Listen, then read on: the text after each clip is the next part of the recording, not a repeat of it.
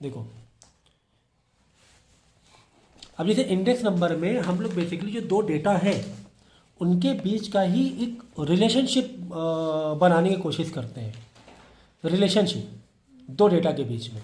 Example के तौर पे अगर हम चलो इकोनॉमिक्स के पॉइंट ऑफ व्यू से चले, समझो, ठीक है, तो हमने देखा कि यार ये गवर्नमेंट हर 5 साल में चेंज होती है। तो 5 साल पहले का अगर हमारे पास डेटा है कि पेट्रोल कितने रुपए किलो था, आटा कितने रुपए किलो था, फिर 5 साल बाद हम कंपैरिजन कर रहे हैं कि अब पेट्रोल कितने रुपए किलो हो गया है, आटा कितने रुपए किलो हो गया है, या फिर ऑयल कितने रुपए और रिफाइंड ऑयल कितने रुपए किलो हो गया है। तो कहीं ना कहीं से कंपैरिजन कर रहे हैं हम लोग क्या कर रहे हैं, कंपैरिजन कर रहे हैं, एक रिलेशन बनाने की कोशिश कर रहे हैं कि यार क्या ये डेटा बढ़ा है कि घटा है।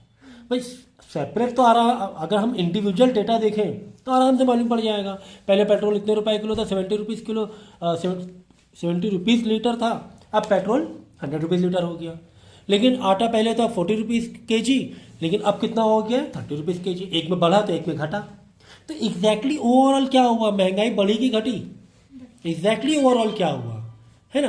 तो वो चीज़ कैसे पता चलेगी। अगर किसी में रेट बढ़ रहा है तो किसी एक चीज़ में किसी ईयर में घट रहा है, ठीक है ना। तो बात समझो। चलो अगर रिजल्ट का भी देखें, चलो अगर स्कूल का ही लाइफ आप लोग ले लो, स्कूल का ही लाइफ ले लो। एग्जाम्पल के तौर पे जैसे मैंने दो डेटा ले लिया, समझो एक अली, किसी एक बच्चे का डेटा उठा लिया कि उसके मैथ में नंबर, उसके साइंस में नंबर, उसके इंग्लिश में नंबर और उसके चलो ज्योग्राफी में नंबर। तो मैथ में उसके 85 थे, क्लास 8th का ले लो, ओके, 85 थे। साइंस में उसके 90 थे, इंग्लिश में उसके 70 थे और ज्योग्राफी में उसके 75 थे, ठीक है। लेकिन साथ में जब उसका हमने 9 का डेटा देखा तो मैथ में उसके 90 हो गए। तो क्या यहाँ से आप खुश हो गए कि हाँ भाई 9th वाले का रिजल्ट बढ़ गया? क्या सिर्फ मैथ से ही आपने आइडिया लगा लिया?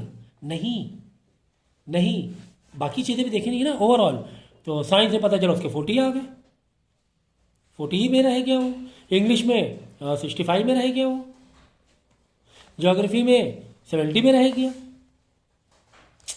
है ना। तो ये चीज़ हमें रिलेशन हमें निकालना होता है इंडेक्स नंबर में कि कंपेयर टू ओल्ड डेटा, पुराना डेटा, या हम कहेंगे बेस डेटा।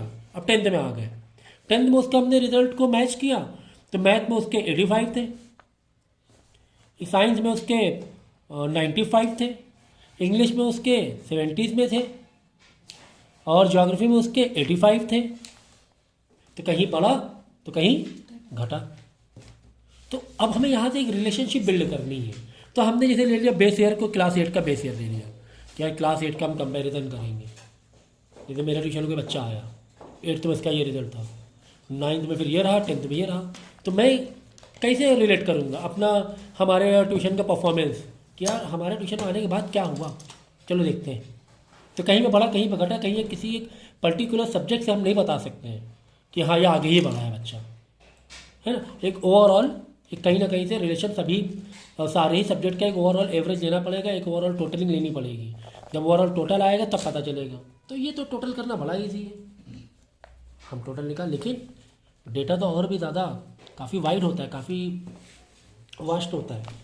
अब जैसे महंगाई वाला, जैसे मैंने बताया इकोनॉमिक्स के पॉइंट ऑफ व्यू से, अब यहाँ पर तो मैथ तो रिलेट कर पा रहे हो, लेकिन वहाँ पर कहीं पे आटा और ऑयल है तो कहीं पे पेट्रोल है, तो उसको कैसे रिलेट करोगे, क्या महंगा क्या सस्ता हुआ। तो एक हम इसमें कुछ फॉर्मूलेज हैं हमारे पास, उसको हम लोग पढ़ेंगे। उन फॉर्मूलेज के थ्रू हम रिलेशनशिप और इंडेक्स नंबर उनका बिल्ड करने की कोशिश करेंगे, ओके। तो ये है चैप्टर का एक ओवरव्यू कि बेसिकली हम लोग इस पूरे चैप्टर में कुछ यही करने वाले, एक बेस डेटा लेकर आगे के जो भी ईयर वाइज है तो उसको हम कंपैरिजन करने की कोशिश करेंगे, उनका इंडेक्स नंबर निकालने की कोशिश करेंगे। Is it clear? तो इतने सारे मेथड्स हैं इंडेक्स नंबर देने के, डेटा का कंपैरिजन करने में इतने सारे हैं। मतलब आपके पास कुछ अनवेटेड यानी सिंपल मेथड होगा तो कहीं पर वेटेड होगा, मतलब वेटेड के थ्रू भी जा सकते हो या सिंपल के थ्रू भी जा सकते हो। अब सिंपल में भी सिंपल एग्रीगेटिव मेथड है, सिंपल एवरेज और प्राइस रिलेटिव मेथड है। तो इधर वेटेड में वेटेड एग्रीगेटिव मेथड है तो वेटेड एवरेज मेथड है। ओके, फिर वेटेड एग्रीगेटिव रिलेटिव मेथड में भी आपके पास लेस्पेयर्स का मेथड है, पास्चर्स का मेथड है, फिशर्स का मेथड है, मतलब अलग अलग तीनों के फॉर्मूलेस हैं। ठीक है ना। ओके, तो चलो पहले हम लोग क्या करेंगे, वन बाय वन करेंगे, यानी सिंपल में जाएंगे, पहले सिंपल वाला देख लेंगे। ओके, फिर वेटेड वाले में जाएंगे। ओके, देखो तो सिंपल के लिए फॉर्मूला क्या है देख लो। सिंपल के लिए हमारे पास ये फॉर्मूला है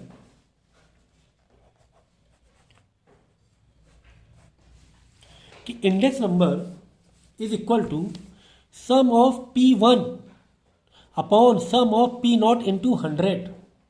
तो सम ऑफ P1 मतलब कि सारे प्राइसेस को सम करो। अगर हम प्राइसेस का ले रहे हैं या टोटल का ही ले रहे हैं, चलो किसका, मार्क्स के टोटल का, कि पहले साल का अली का सारे नंबर टोटल कर लो, करंट ईयर का, नॉट पहले साल का, करंट ईयर का। तो जैसे करंट ईयर हम 10th में हैं, ये तो पुरानी कहानी हो गई, ये क्या हो गई, पुरानी कहानी। करंट ईयर में क्या है, 10th में है। तो हमने क्या करना है, देखो क्या लिखा हुआ है, सम ऑफ P1 मतलब इनका टोटल करंट ईयर का डिवाइड बाई जिस ईयर से आप कंपैरिजन कर रहे हो, जिस ईयर से आप क्या कर रहे हो, ठीक है। तो कंपैरिजन इसका किससे कर रहे थे, क्लास 8 का कर रहे थे। फिर क्लास 8 का ही 9 से कंपेयर किया, क्लास 8 का ही 10 का कंपेयर किया। तो ये बेस, जो बेस होता है ना P0, ये बेस ईयर हो गया। क्या हो गया, बेस ईयर। इकोनॉमिक्स के पॉइंट ऑफ व्यू देखें तो जैसे 2022 में तो हमने मान लिया बेस ईयर 2018 को, कि 2018 में आटा कितने रुपए किलो था, 2018 में पेट्रोल कितने रुपए किलो लीटर था, 2018 में रिफाइंड ऑयल कितने रुपए लीटर था। तो 2020 अभी 3 साल या 2022 4 साल बाद फिर हम कंपेयर कर रहे हैं। अब आटा इतने रुपए किलो हो गया, अब रिफाइंड ऑयल इतने रुपए लीटर हो गया, अब पेट्रोल इतने रुपए लीटर हो गया। तो एक बेस ईयर लेंगे और एक करंट ईयर लेंगे, जिस ईयर में आप, जिस ईयर से आप कंपेयर करना चाह रहे हो। Is it clear. तो वही यहाँ पे क्या, देखो सम of P1, some of P1 मतलब सारे डेटा का सम कर दो, P1 का मतलब करंट ईयर का, upon sum of P0, P0 मतलब बेस ईयर का, जो ईयर जितने साल पहले का आप देख रहे हो जिसको बेस ईयर बनाया, इंटू 100। तो यहाँ पे एक रिलेशनशिप आ जाएगा कि ज़्यादा हुआ है तुम्हारा करंट ईयर में, ज़्यादा आया है कि कम आया है, ओवरऑल देखेंगे तो। ठीक है, बात समझ में आ गई। तो इस तरीके से ये हो गया आपका सिंपल एग्रीगेटिव मेथड। ठीक है ना। तो एक काम करते हैं हम लोग, चार्ट बनाते हैं, चार्ट बना लेते हैं, और चार्ट बनाने के बाद उसके नीचे उसका फॉर्मूला लिखते जाएंगे, तो ज़्यादा आसान पड़ेगा हमारे लिए, है ना। जैसे हम लोग ने मीन मीडियन मोड किया, जैसे हम लोग ने डिस्पर्सन किया, तो इसको भी अगर ऐसे ही करें तो बेहतर होगा, है कि नहीं। तो देखो यहाँ पर दिए हुए सारे फॉर्मूले दिए हुए हैं। तो सिंपल एग्रीगेटिव मेथड का फॉर्मूला जो मैंने अभी जस्ट बताया, फिर उसके बाद सिंपल एवरेज का एक फॉर्मूला, अभी मैं फॉर्मूला एक्सप्लेन करूँगा, मैंने एक किया बाकी भी करूँगा। ठीक है, तो सिंपल यानी अनवेटेड वाले में 2 फॉर्मूले हमें मालूम पड़ गए। तो अनवेटेड में हमें क्वांटिटी लेने की ज़रूरत नहीं पड़ती, लेकिन जब आप वेटेड वाले लगाओगे, यानी कि 2 मेन चार्ट है हमारे पास, एक जा रहा है तुम्हारा वेटेड के हिसाब से और एक जा रहा है अनवेटेड के हिसाब से, सिंपल के हिसाब से। तो सिंपल में क्वांटिटी की ज़रूरत नहीं है, लेकिन वेटेड में क्वांटिटी भी लेंगे। क्वांटिटी भी लेंगे मतलब, क्वांटिटी मतलब ये हुआ कि 5 किलो आटा कितने रुपए का, यहाँ पे 1 किलो आटे का प्राइस है, यहाँ पे क्या आ जाएगा, 5 किलो आटा इतने रुपए का था बेस ईयर में, 5 किलो आटा 100 रुपए का था, अब 8 किलो आटे का रेट 140 रुपये हो गया। तो अगर जस्ट 5 किलो देता तब तो कंपेयर कर लो आराम से, 5 किलो का आटे का 100 रुपये था, 5 किलो आटे का टोटल प्राइस, और फिर 2022 में आकर 5 किलो का आटे का प्राइस 110 रुपये हो गया, तो तुम्हें सीधा मालूम पड़ जाएगा, हाँ 10 रुपये महंगा हुआ। लेकिन डेटा अगर ऐसे दिया हुआ है, कैसे कि 2018 में 5 किलो का रेट 100 रुपये था, और 2022 में 7 किलो आटे का रेट 140 रुपये हो गया। तो 5 किलो 7 से कंपेयर नहीं कर पाओगे ना डायरेक्ट तौर पर, मेंटल मैथ में नहीं कर पाओगे ना, क्योंकि हमने यहाँ क्वांटिटी बढ़ा दी। सस्ता हुआ महंगा हुआ नहीं मालूम पड़ा, क्योंकि हमने 5 किलो का 7 किलो बता दिया, है ना। तो ये हो गया वेटेड वाले में कहानी, ठीक है ना। तो ठीक है, तो सिंपल के मैंने अभी एक फॉर्मूला एक रिलेट कराया आपसे, बाकी मैं सब एक्सप्लेन करूँगा। तो सिंपल में ही यानी अनवेटेड में भी दो फॉर्मूले हमारे पास है। सिंपल में भी हमारे पास दो फॉर्मूले हैं। वेटेड यानी क्वांटिटी भी आ जाएगी, प्राइस भी आएगी, क्वांटिटी भी आएगी, ठीक है। तो इसके हमारे पास तीन फॉर्मूले हैं, लेस्पेस मेथड, पास्चेस मेथड, फिशर्स मेथड। ये तीन फॉर्मूले आपको दिए हुए हैं। इसके बाद वेटेड में ही मतलब वेटेड इंडेक्स नंबर में दो ए और बी दो कैटेगरी है। इसके बाद वेटेड एवरेज भी है, या वेटेड एवरेज ऑफ प्राइस और रिलेटिव मेथड भी आपको गिवन है, ठीक है ना। तो हम क्या करेंगे, अभी एक फॉर्मूला हमने समझ लिया, फिर दूसरा फॉर्मूला और बाकी फॉर्मूले के फॉर्मूले समझते हैं। तो पहला वाला यानी सिंपल वाला फॉर्मूला, देखो मैं चार्ट यहाँ दिखाता जाऊँगा। अगर तुम्हें बोला जाए कि सिंपल एग्रीगेटिव मेथड से करो तो तुम्हें क्या दिया होगा, सिर्फ 2 साल का, एक बेस ईयर का और एक करंट ईयर का प्राइस दिया होगा। सिर्फ क्या दिया होगा, प्राइस, क्वांटिटी नहीं दी होगी। तो एग्जाम्पल के तौर पे चलो अब आ जाओ एग्जाम्पल के। ये तुम्हें community A B C D, ये आटा है, तेल है, घी है, ये अलग अलग कम्युनिटी है, ठीक है ना, समझ गए ना, समझिए ए बी सी डी का मतलब, आटा है, तेल है, घी है, फ्रूट्स हैं, मैंगो है, कुछ भी ले लो, ऐसे है क्वांटिटी अलग अलग, ओके। तो 2005 में एक जो एक कम्युनिटी थी उसका रेट क्या था, 150 था, लेकिन 2015 में कितना हो गया, 250 नहीं 250 हो गया, महंगा हो गया, ठीक है। बी जो कम्युनिटी थी उसका रेट 70 था, लेकिन इसमें आकर 140 हो गया, ठीक है ना, 2015 में। सी का 200 था, लेकिन सी वाला कम हुआ है, कुछ चीज़ें कम हो गई, मोबाइल शायद सस्ते हो गए होंगे, है ना, मोबाइल सस्ते हो गए, पहले स्मार्टफोन महंगे आते थे। डी वाला क्या हुआ, डी कोई क्वांटिटी थी 55 था, 70 हो गया, और ई वाला 105 था 100, तो कुछ सस्ता हुआ कुछ महंगा। ओवरऑल क्या हुआ, ओवरऑल महंगाई बढ़ी कि नहीं, कि ओवरऑल सस्ता हुआ, क्या हुआ, ये हमें मालूम नहीं पड़ पाया डायरेक्ट, क्योंकि कुछ के रेट बढ़े तो कुछ के रेट क्या हुए, घटे भी। ओवरऑल क्या हुआ ये हमें नहीं पता चला। सो हम लोग क्या करेंगे, हमें पता था फॉर्मूला, क्या फॉर्मूला मालूम था हमें, सिंपल में फॉर्मूला सम ऑफ P1 कर दो, सम ऑफ P0 निकाल लो और इंटू 100 कर दो। तो अब बताओ इसमें P0 और P1 कौन है, बोलो, विच इज P1 है, विच इज P0, बोलो। 2005 P1 है, हाँ P0 आप बताइए। P0 2005 है, P0 2005 है, ठीक है। P0 जीरो मतलब पहले आया ना, 1 तो बाद में आया ना, ये हो गया P1, करंट ईयर P1, ठीक है। तो फॉर्मूला क्या कर रहा है, फॉर्मूला कह रहा है ये करो, तो ये कर देंगे, है ना, यानी कि इसका सम मार देंगे, सम ऑफ P0 आ जाएगा, इसका सम मार देंगे, सम ऑफ P1 आ जाएगा, कंपोज कर देंगे फॉर्मूले में, सम ऑफ P1 अपन इंटू 100 आ गया 127.59, 127.59।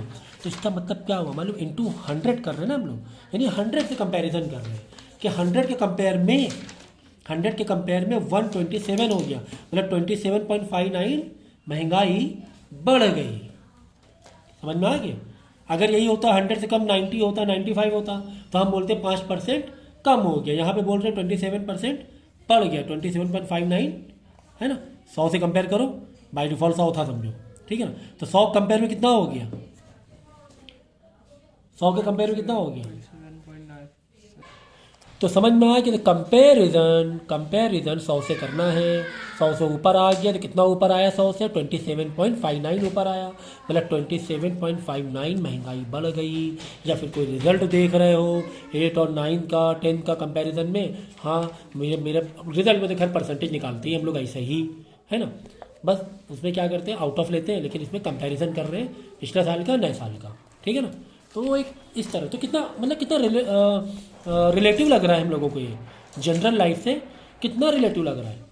अगर आपको भी कंपैरिजन करना है अपने रिजल्ट के, पिछले साल कितने नंबर थे, इस साल कितने नंबर है, तो क्या करोगे, नीचे डालोगे पिछले साल के नंबर टोटल और ऊपर डालोगे इस साल के टोटल नंबर, आउट ऑफ नहीं, टोटल जो मार्क्स मिले इंटू 100 कर दोगे तो कंपैरिजन मालूम पड़ जाएगा कि तुम्हारा ओवरऑल रिजल्ट बढ़ा है कि घटा है, ठीक है। अब इसी में ही किसमें, अनवेटेड वाले में ही देखो हम कहाँ पे चल रहे हैं, चार्ट देख लो, हम लोग अनवेटेड में चल रहे हैं जहाँ पे क्वांटिटी का इंट्रोडक्शन नहीं हुआ है। तो दूसरा भी फॉर्मूला है, दूसरा क्या है सर फॉर्मूला, दूसरा ये दिया हुआ है, index number is equal to 1/n, n मतलब नंबर ऑफ डेटा, यहाँ हमेशा समझ में हम लोग 1 2 3 4 नंबर ऑफ डेटा, सम करना है। किसका सम करना है? In bracket P1 upon P0 into 100। कभी भी सम सिंबल आ जाए, सम के बाद जो भी रहेगा उसका एक कॉलम तुम्हें बनाना पड़ेगा। ये मैं ट्रिक बता रहा हूँ इजी से इजी सॉल्व करने स्टैट्स को। सम आ गया, सम के बाद जो भी आ गया इसका क्या बनाना पड़ेगा तुम्हें? कॉलम बनाना पड़ जाएगा। खत्म हो गई बात। क्यों? क्योंकि सम मांग रहा है। जब इसका कॉलम बनाओगे तभी सबको प्लस कर कर सम करोगे। तो ठीक है, तो ये दिया हुआ तुम्हें P0, ये दिया P1। क्यों सर ये P0 क्यों? क्योंकि ये पहले का है, पुराना है। P0 ये हो गया P1। ठीक है, तो हमें क्या करना है? क्या बेसिकली हमें तो इसका एक ये बनाना है, कॉलम बनाना है। क्यों? सम मांग रहा है। क्या मांग रहा है? सम मांग रहा है। तो चलो बना लो कॉलम। हमने कॉलम बना लिया, P1 अपॉन P0 इंटू 100। तो बस करते जाओ। कैसे? ये वाला हो गया P1, ये वाला हो गया P1, ये वाला हो गया P0। तो 25 अपॉन 20 इंटू 100। इसका आंसर आ गया 125। सबको सेपरेट करना पड़ेगा। 24 डिवाइड बाई 16 इंटू 100, 150 आ जाएगा। 40 divide by 40 into 100, 40 divide by 50 into 100। इस तरह पूरा निकाल लेंगे, फिर इन्हीं का क्या करने सम कर लेंगे और इस फॉर्मूले में कंपोज कर देंगे। ये आंसर पूरा मेरे पास आ गया।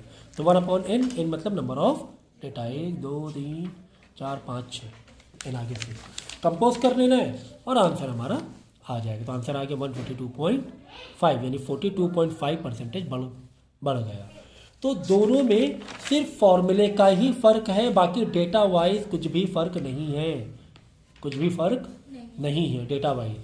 ऐसे दिया है अगर, तो चाहो तो तुम ऐसे कर लो, चाहो तो तुम ऐसे कर लो। कैसे भी तरीका इस्तेमाल कर सकते हो। ठीक है, सो अब हम लोग आ जाएंगे वेटेड में, जहाँ पर क्वांटिटी भी दी गई है। एग्जाम्पल के तौर पे अगर हम मार्क्स का ही देखें कि मैथ में 8th क्लास में हमें 85 मिला था, 9th क्लास में 90 मिला था और 10th क्लास में 85 मिला था। लेकिन ये 85 आउट ऑफ 90 था, ये 90 आउट ऑफ 100 था, ये 85 आउट ऑफ 120 था। अब देखो फंस गया कि नहीं फंस गए? अब तुम ऐसे इतनी आसानी से कंपेयर नहीं कर सकते हो। अभी तो क्या समझ रहे थे? सब आउट ऑफ 100 है, तो बड़ा आसानी समझ में आ रहा था। 85 90 85 90 90 हमारा 2 ईयर का सेम मिला, 90 वाला हमारा सबसे हाईएस्ट था। अब नहीं तुम कर सकते। क्यों? यहाँ पे आउट ऑफ अलग थी बात, यहाँ पर आउट ऑफ अलग बात थी, यहाँ पे आउट ऑफ अलग बात थी। तो कम से कम ये तो मालूम पड़ रहा है, ये वाला जो 85 इन दोनों 85 में ये वाला बहुत कम है। इतना तो आइडिया लगेगा, क्योंकि ये 120 में 85 मिला है। कितना मिला है? 120 में से 85 मार्क्स मिले। ठीक है ना? तो कहानी इसकी ऐसे ही है वेटेड वाले के भी, कि यार तुम्हारे जो प्राइसिंग दी हुई वहाँ पे क्वांटिटी अलग अलग। कहीं पर 5 किलो आटे का रेट 100 रुपये है, तो कहीं पे 7 किलो का आटे का रेट 120 रुपये। तो तुम ये नहीं बोल सकते 120 तुम्हारा महंगा है, नहीं बोल सकते। क्यों? क्योंकि हम 7 किलो की बात कर रहे हैं, 5 किलो की बात नहीं कर रहे हैं। ठीक है, तो इसका फॉर्मूला देख लो। अगर हम लेस्पेट्स मेथड्स देखेंगे तो फॉर्मूला दिया है कि index number is equal to sum of P1 का मल्टीप्लाई Q0 से। मतलब करेंट ईयर के प्राइस का मल्टीप्लाई हमें बेस ईयर की क्वांटिटी से करना पड़ेगा, अपॉन P0 Q0, नीचे बेस ईयर का ही प्राइस और बेस ईयर का ही क्वांटिटी इंटू 100। सम लगा हुआ है, सम लग जाएगा, इसका मतलब ये कॉलम तुम्हें अलग बनाना पड़ेगा। टेबल में ये कॉलम अलग बनाना पड़ेगा और ये कॉलम अलग बनाना पड़ेगा, क्योंकि इसके पीछे भी क्या है? सम लगा हुआ है। ठीक है, तो कुल मिला के तुम्हें P1 Q1 P0 Q0 दिया जाएगा, यानी पिछले बेस ईयर का प्राइस और क्वांटिटी भी दिया जाएगा और करंट ईयर का प्राइस और क्वांटिटी भी दिया जाएगा। कुछ इस तरीके देखो, ये 2003 का है, ये 2016 का है। ये बेस ईयर हो गया, करंट ईयर हो गया। इसमें प्राइस और क्वांटिटी दिया हुआ है, P0 Q0 दिया हुआ है। हाँ ठीक है, तो ये क्वेश्चन है। चलो अब आंसर में आ जाए तो हम लोग क्या करेंगे। यहाँ तक तो हमारा क्वेश्चन दिया हुआ था हाँ सर दिया हुआ था। अब क्या करना है? फॉर्मूला क्या मांग रहा है? फॉर्मूला मांग रहा है कि सम करना है किसका? P1 और Q0 का। इसका मतलब P1 और Q0 अब सम करना मतलब अलग कॉलम तुम्हें बनाना पड़ जाएगा, यानी P1 और Q0 का आपस में मल्टीप्लाई करके एक पूरा निकाल लो। ये देखो P1 Q0 है, P1 Q0। ओके, तो ये मल्टीप्लाई ऐसे मल्टीप्लाई करते हो आंसर निकालते हो, मल्टीप्लाई करते हो आंसर निकालते जाओ। ओके, और फॉर्मूला क्या मांग रहे हैं? फॉर्मूला मांग रहा है P0 और Q0 का भी मल्टीप्लाई करो तुम। चलो P0 और Q0 का मल्टीप्लाई करके यहाँ पे लगा दिया P0 Q0, ये पी नॉट क्यू नॉट ये वाला, ठीक है। 10 इंटू 10 100, 25 इंटू 3 75, 20 इंटू 4 80। तो ये दो कॉलम बना लिए। कौन कौन से दो कॉलम बना लिया? P1 Q not, P not Q not, ठीक है। बाकी दो क्यू बनाए एक्स्ट्रा, वही बता रहा हूँ मैं। देखो हमें इस फॉर्मूले के हिसाब से P1 P not Q not बनाना था, ये बनाना था, और क्या बनाना था? P1 क्यू नॉट बनाना था, P1 क्यू नॉट, ठीक है ना। ये दो बनाने थे। तो P1 का मल्टीप्लाई किससे करते हैं? क्यू नॉट से करते हैं, तो P1 क्यू नॉट आता जाएगा तुम्हारा। ओके, बना लिया। बस इन दोनों क्या कर लो, सब निकाल लिया हमने। ये सब निकाला, ये सब निकाला, फॉर्मूले में कंपोज कर देंगे, फॉर्मूले में कंपोज कर देंगे। तो बाकी सर ये दो क्यों बनाया बता रहा हूँ मैं। तो ये तो हो गया कौन सा फॉर्मूला? लेस्पेस मेथड हो गया। अब अगर तुम्हें पूछा जाए कि पास्चेस मेथड से करो, तो पास्चेस मेथड क्या कह रहा है? उसकी रिक्वायरमेंट क्या है? उसकी रिक्वायरमेंट है कि P1 Q1 हो एंड P नॉट Q1 हो, इसलिए वो अलग से बनाया गया है। तो एक ही क्वेश्चन 3-4 तुम्हें नहीं करने हैं, एक ही क्वेश्चन 3-4 नहीं करने, ठीक है ना। तो अलग से क्यों बनाया गया? वो इसको इस मेथड से करने के लिए बनाया गया। P1 Q1 मांग रहा था, तो P1 Q1 का मल्टीप्लाई करके ये निकालते जाएंगे, P1 Q1 निकालते जाएंगे। ये देखो ये निकाल लिया। और क्या मांग रहा है पास्चेस मेथड? P नॉट Q1 मांग रहा है, तो P नॉट Q1 ये मांग रहा है। बेस ईयर का प्राइस लेकिन करेंट ईयर की क्वांटिटी मांग रहा है, तो P नॉट Q1 कंपोज कर देंगे फॉर्मूले में, जिसके यहाँ पे सम लगा लेंगे, निकाल लेंगे, कंपोज करके आंसर निकाल लेंगे। और इसी तरह क्या है, फिशर्स मेथड है, अंडर रूट में है, तो बस कंपोज ही करना है तुम्हें सब कुछ। अब क्या करना है? कंपोज करना है। सम ऑफ P1 Q नॉट डाल दो upon sum of P not Q not डाल दो, into sum of P1 Q1 डाल दो upon sum of P not Q1 डाल दो, अंडर रूट से बाहर इनटू 100 कर दो, तो फिशर मेथड से आंसर आ जाएगा। आई बात समझ में? समझ में आ गई? सो अब हम यहाँ पे ये देखेंगे लेस्पेस मेथड से क्या आ रहा है आंसर? 119.23 आ रहा है। लेकिन पास्चेस क्या कह रहे हैं? मेरे हिसाब से क्या कह रहा है? मेरे हिसाब से तो 11510 है, 15% बढ़ा है। ये कह रहा है नहीं 19% महंगाई बढ़ी है, और ये कह रहा है नहीं 17.15 बढ़ी है, 17.15 बढ़ी है। तीनों क्या कर रहे हैं? अलग अलग थोड़ा बहुत फर्क आ रहा है तीनों के डेटा में, है ना। लिया सब वही है, बेस ईयर करंट ईयर के हिसाब से लिया, लेकिन जब तीनों अपने फॉर्मूले अलग अलग डाले तो तीनों के अपने अपने जो ओपिनियन है थोड़े बहुत से फ़र्क है, क्योंकि तीनों में सेम डेटा में तीनों में आंसर का थोड़ा सा फ़र्क आ रहा है, तीनों के आंसर में सेम डेटा से सेम आना चाहिए। तो सिर्फ फॉर्मूला अलग है, फॉर्मूला तो अलग है ही, ठीक है, लेकिन साथ में उसके आंसर भी थोड़े बहुत अलग अलग है, यानी तीनों के जो ओपिनियन है, तीनों के जो रिसर्च है, थोड़ा सा फ़र्क है तीनों के रिसर्च में। Is it clear now? तो ये हमने करा दिया आपका कौन सा, ये वेटेड एग्रीगेटिव मेथड से तीनों वाले फॉर्मूले भी मैंने तीनों मेथड भी सिखा दिए। ओके,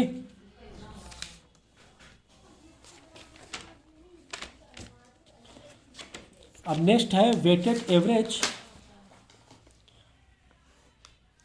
प्राइस रिलेटिव मेथड, ये आखिरी वाला जो रह गया था, weighted average price relative method, ये वाला formula. Sum of R W upon sum of W, जिसमें आर का मतलब क्या होता है? जिसमें आर का मतलब sir P1 by P not into 100 होता है, यानी इसका एक अलग कॉलम बनाना पड़ेगा। इसका अलग कॉलम क्यों बनाना पड़ेगा सर? क्योंकि आर से पीछे सम मांग रहा है, यानी आर का भी अलग कॉलम बनाना पड़ेगा, डब्ल्यू को तो बनाना ही है, और दोनों का मल्टीप्लाई का भी अलग कॉलम बनाना पड़ेगा। जब आर का अलग कॉलम बनाओगे तभी तो मल्टीप्लाई कर पाओगे, ठीक है ना। तो कॉलम बनाना सीखो। सो हमें ये तुम्हें क्वेश्चन ये दिया हुआ है, तुम्हें क्या दिया हुआ है? वेट दिया हुआ है, ठीक है ना। क्या दिया हुआ? वेट दिया हुआ है, मतलब एक तरह से क्वांटिटी समझ लो, क्वांटिटी कॉमन क्वांटिटी दी गई है, लेकिन दोनों ईयर का प्राइस अलग अलग दिया हुआ है, दोनों ईयर का प्राइस अलग अलग दिया हुआ है, ठीक है ना।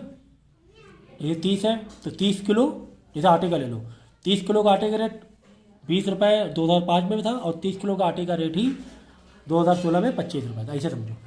मतलब क्वांटिटी वही ली है, क्वांटिटी हमने वही ली है, वेटेज वही ली है हर कॉमोडिटी के लिए, तो ये फ़र्क है बस, ठीक है ना। तो बस फॉर्मूला क्या मांग रहा है? आर मांग रहा है, डब्ल्यू मांग रहा है, तो पहले आर तो निकालो। आर और डब्ल्यू मांग रहा है ना, आर इंटू डब्ल्यू का सम, पहले आर तो निकालो। तो R is equal to what? P1 by P not into 100, ठीक है। तो क्या करना, P1 बाई P0 मतलब ये 25 डिवाइड बाई 20 इंटू 100 निकाल लो आंसर, 40 डिवाइड बाई 40 इंटू 100 निकाल लो आंसर, 4 डिवाइड बाई 2 इंटू 100 निकाल लो आंसर, 30 डिवाइड 15 निकाल लो आंसर। ओके, फिर क्या कह रहा है फॉर्मूला, आर इंटू डब्ल्यू भी चाहिए हमें। फॉर्मूला क्या मांग रहा है, आर इंटू डब्ल्यू, तभी तो सम कर पाओगे, तो आर इंटू डब्ल्यू कर लो, डब्ल्यू तुम्हें दिया होगा, आर तुमने निकाल ले, दोनों को मल्टीप्लाई करके आंसर निकाल लो, फिर इनका सम निकाल लो और यहाँ फॉर्मूले में कंपोज कर दो। सम ऑफ डब्ल्यू मतलब वेटेज का टोटल सम, 30 + 35 + 10 ये हो गया सम ऑफ डब्ल्यू। ठीक है, क्लियर। तो ये थी तुम्हारी इंडेक्स नंबर की कहानी पूरी।